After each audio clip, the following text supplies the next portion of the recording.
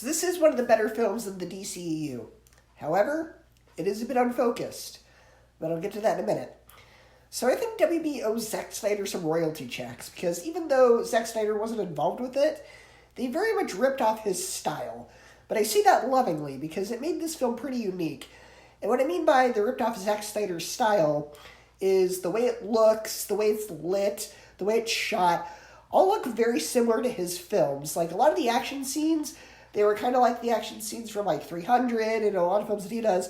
And, of course, the other DC films he did, like Man of Steel or Batman vs. Superman, even the action, it has a lot of slow-mo.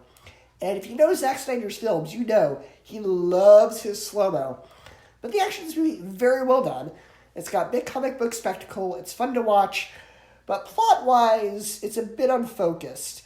So even though the film is called Black Adam, the film actually focuses more on the superhero team called the Justice Society of America. Now, these are fun characters.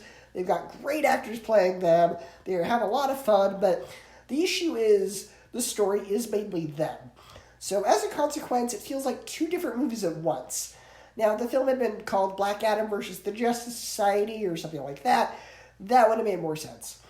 And for another thing, the true villain of the film only shows up during, like, the last third, maybe even less than that. And he feels very shoehorned in. Like, they didn't know how to end the movies. They said, hey, let's put in this big surprise villain so we can have this big CGI showdown, because that's how we need to end all our movies. And so it's not as unfocused as Wonder Woman 84. Like, it's not like there's a bazillion different plot lines and they break their own rules and everything like that movie did, but it definitely needed a much more cohesive story. Now, I don't want to spoil the mid-credit scene if you haven't seen it, so I'm going to give you my score for the movie right now, and then you can click away if you don't want it spoiled. But if you've already seen it or don't care, I'll talk about it right after. So, for those of you who don't want spoils, here's my score. Black Adam, for me, gets a B, 8 out of 10, and 4 out of 5 stars. And I will give you about 3 seconds to click away before I start talking about the credit scene. 3, 2, 1. Okay, so if you're still here, I assume you've already seen the movie or just don't give a care. So, regarding the credit scene, it did excite me, because we finally have confirmation that Henry Cavill is back as Superman.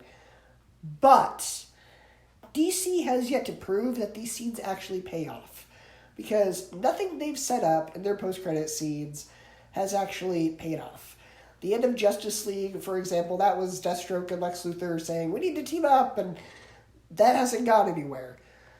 The one thing that did pay off was like Suicide Squad post-credits with Waller talking to Batman, but that Justice League was already done by that point anyway.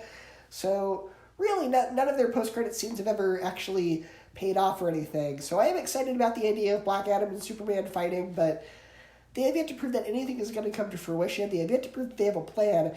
Now, I'll wait until Shazam comes out. I'll wait until Aquaman comes out before completely saying that, because for all I know, that caterpillar from Shazam 2 is going to show up.